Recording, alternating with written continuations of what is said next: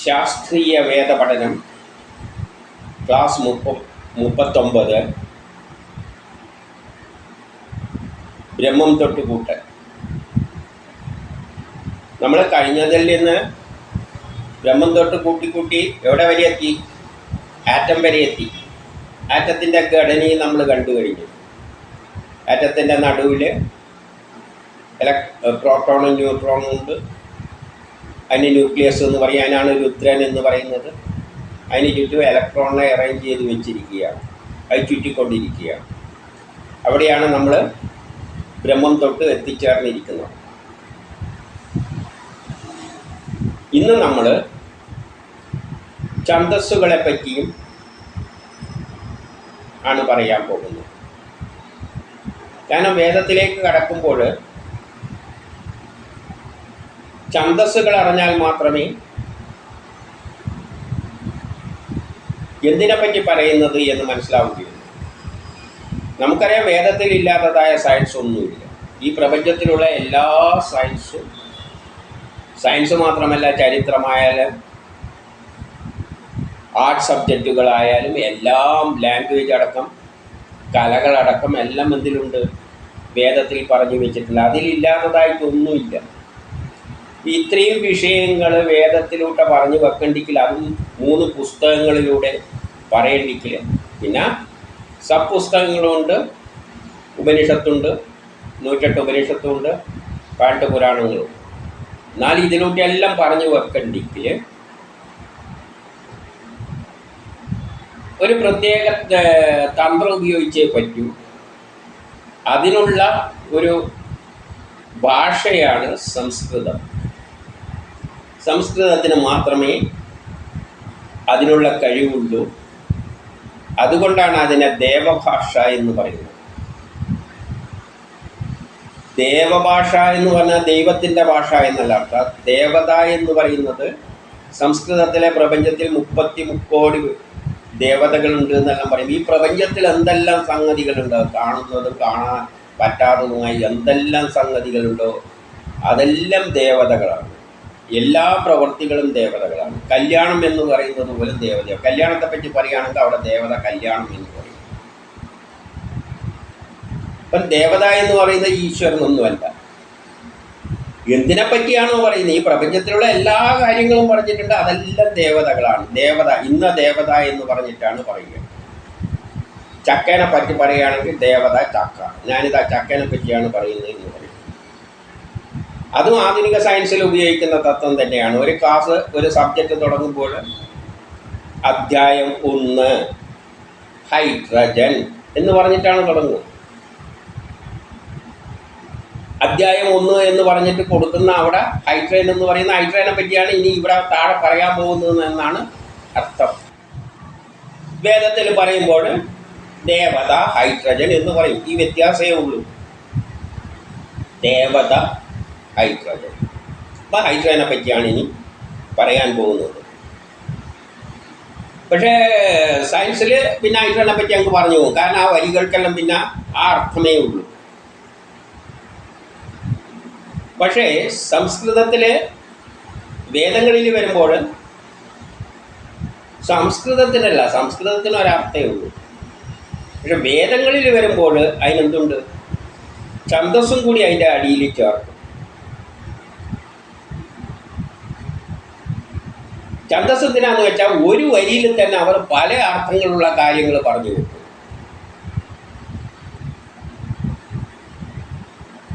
ഒരു വരി കൊണ്ട് കെമിസ്ട്രിയും പറയും, ഫിസിക്സും പറയും, ചിലപ്പോൾ പൊളിറ്റിക്സും പറയും, കുടുംബകാര്യങ്ങളും പറയും, എല്ലാം പറയും. അപ്പം ഏതിനെ പറ്റിയാണ് പറയുന്നതെന്ന് അറിയാൻ വേണ്ടിയിട്ടാണ് ഈ ഛന്ദസ്സുകൾ ഇട്ട് വെച്ചിരിക്കുന്നത്. അപ്പം ഛന്ദസ് നോക്കിയിട്ട് നമ്മൾ തീരുമാനിക്കണം ഏതിനെ പറ്റിയാണ് പറയുന്നത്. ഛന്ദസ് തന്നെ 1, 2, 3, 4 വല്ലം ഛന്ദസ് കാണും. അപ്പം 4 വിഷയങ്ങളെ പറ്റിയാണ് പറയുന്നത്. ഇപ്പം ചിലപ്പം ഒരു വരിനെ കൊണ്ട് കെമിസ്ട്രിയും പറയും, ഫിസിക്സും പറയും, ചിലപ്പം കുടുംബകാര്യവും പറയും, എല്ലാം പറഞ്ഞു വരും. അപ്പം അത് ഏതിനെ പറ്റി ഏത് അർത്ഥം എടുക്കേണ്ടെങ്കിൽ ആ ഛന്ദസ് നോക്കിയിട്ട് അതിനനുസരിച്ചിട്ടുള്ള അർത്ഥം എടുത്തു പോകണം. നമ്മളിപ്പോൾ കെമിസ്ട്രീനെ പറ്റിയാണ് പറയുന്നുണ്ടെങ്കിൽ ആ കെമിസ്ട്രിയുടെ ഛന്ദസ് എന്തെല്ലാണെന്ന് മനസ്സിലാക്കിയിട്ട് ആ അർത്ഥത്തിൽ അതിനെ എടുത്തോളണം. ആ അർത്ഥത്തിൽ.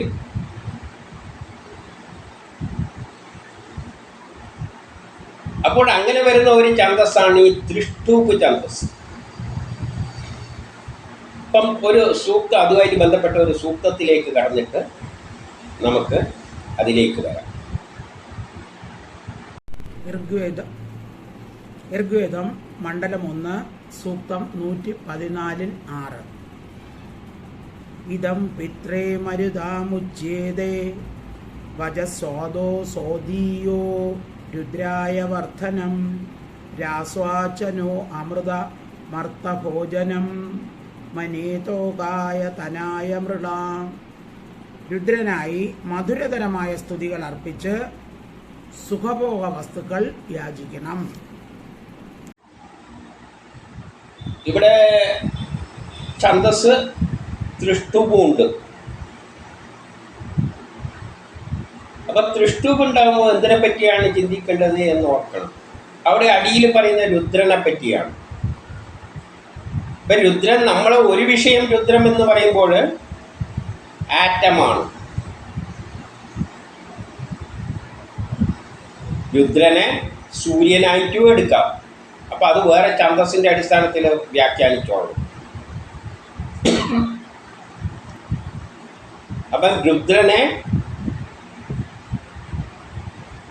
ആറ്റുമായിട്ട് ബന്ധിപ്പിച്ച് ചിന്തിക്കണ്ടെങ്കിൽ ഛന്ദസ് ത്രിഷ്ടൂപായിരിക്കണം. ത്രിഷ്ടൂപ് മാത്രമല്ല, വേറെയും ഛന്ദ അനുഷ്ടൂപ് എന്നുണ്ട്, വേറെ ഛന്ദസ്സുകളും ഉണ്ട്.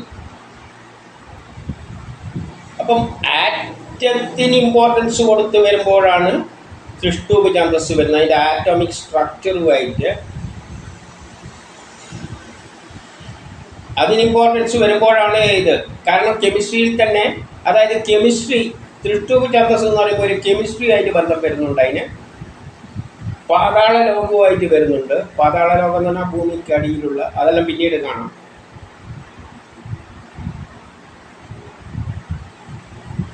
ആക്റ്റീവായിട്ട് ബന്ധം വരുന്നുണ്ട്, കെമിസ്ട്രി ആയിട്ട് ബന്ധം വരുന്നുണ്ട്. പക്ഷേ കെമിസ്ട്രി ആയിട്ട് വരുമ്പോൾ തന്നെ കെമിസ്ട്രിയിൽ തന്നെ പല സബ്ജക്റ്റുകൾ കൈകാര്യം ചെയ്യുന്നുണ്ട്. ഇലക്ട്രോ കെമിസ്ട്രി ഉണ്ട്, ഓർഗാനിക് കെമിസ്ട്രി ഉണ്ട്, ഇൻഓർഗാനിക് കെമിസ്ട്രി ഉണ്ട്, അങ്ങനെ പല സബ്ജക്റ്റുണ്ട്. അതിൻ്റെ ആപ്ലിക്കേഷൻസ് ഉണ്ട്.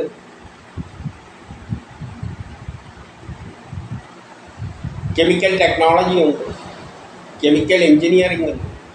അപ്പോൾ ഇങ്ങനെയെല്ലാം വരുമ്പോൾ അതിന് പിന്നെ സ്പ്ലിറ്റ് ഈ ത്രിഷ്ടൂപിലൊന്നുമില്ല. അത് വേറെ അനുഷ്ടൂപ് ഛന്ദസ് ഇങ്ങനെയെല്ലാം പറഞ്ഞിട്ട് അങ്ങ് പോകും അതിൻ്റെ ആപ്ലിക്കേഷനെല്ലാം വരുമ്പോൾ. പക്ഷേ വെറും ആറ്റത്തെ, പാതാള ലോകത്തെ ഈ ഒരു കോൺസെപ്റ്റിൽ എടുക്കുമ്പോൾ ത്രിഷ്ടൂപ് ഛന്ദസ് എന്നതുകൊണ്ട് ഉദ്ദേശിക്കുന്നത് ത്രിസ്ഫുടം, ത്രിത്വം, അല്ല ത്രിമൂർത്തികൾ, ഇങ്ങനെയെല്ലാം വാക്കുകൾ വരുന്നുണ്ട്.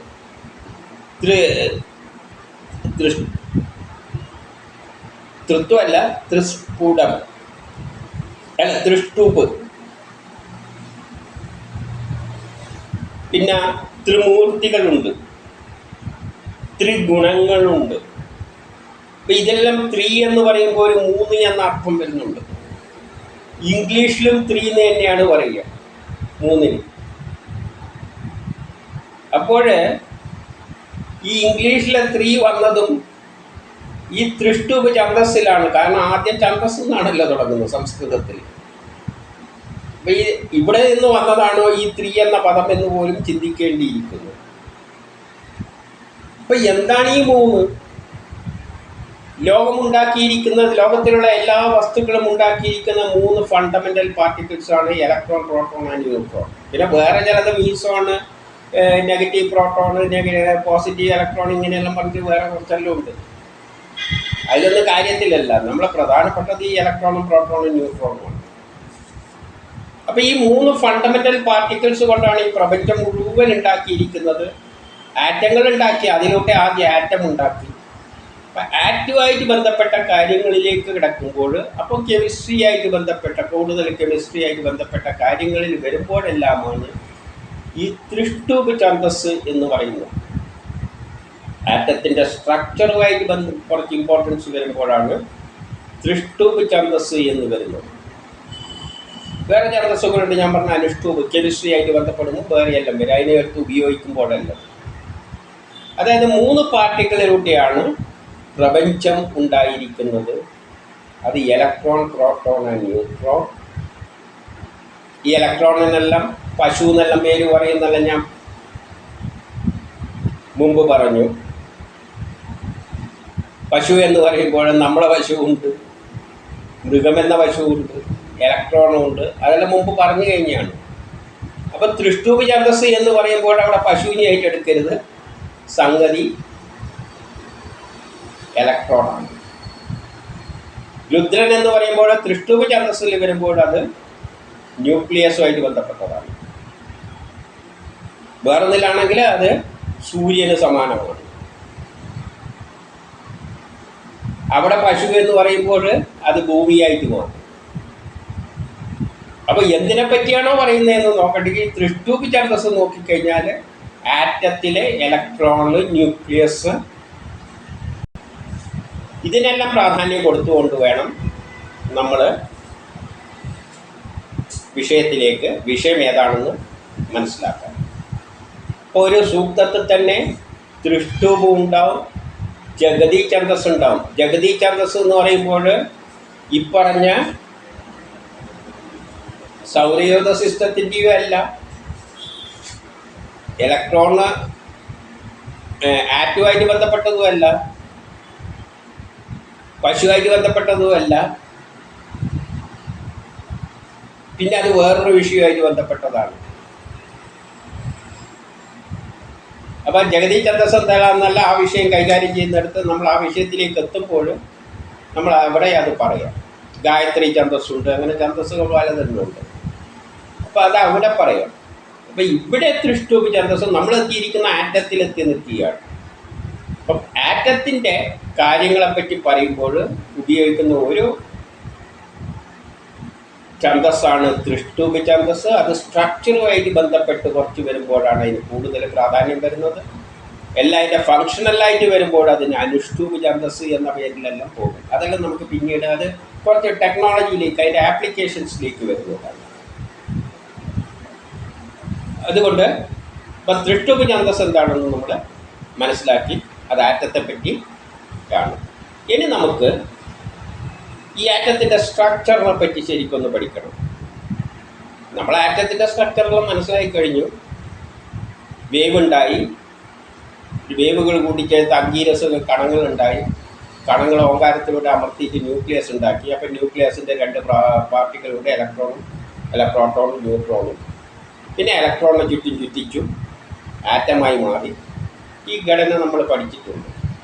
പക്ഷേ ആ ഘടനയും, കാരണം അവർ പഠിച്ചതും നമ്മൾ ആധുനിക സയൻസിലൂടെ പഠിച്ചതുമായിട്ട് ചേർത്ത് വെച്ചുകൊണ്ട് പോകുമ്പോഴേ നമുക്ക് വേദങ്ങളിലേക്ക് നമുക്ക് തന്നെ എളുപ്പത്തിൽ അങ്ങ് കയറി പോകാം. അപ്പോൾ ഇതിനെ ഒന്ന് ബന്ധിപ്പിച്ച് നമ്മൾ പോകണം. കാരണം ഭാഷയിലുള്ള വ്യത്യാസമാണ്. അവർ ഭാഷ കൈകാര്യം ചെയ്യുന്ന ഒന്ന് ശ്രദ്ധിച്ചോളണം. പല വിഷയങ്ങൾ ഒരു വരി കൊണ്ട് ഒപ്പിക്കുമ്പോൾ അവർക്ക് കുറേ ലിമിറ്റേഷൻസ് ഉണ്ട്.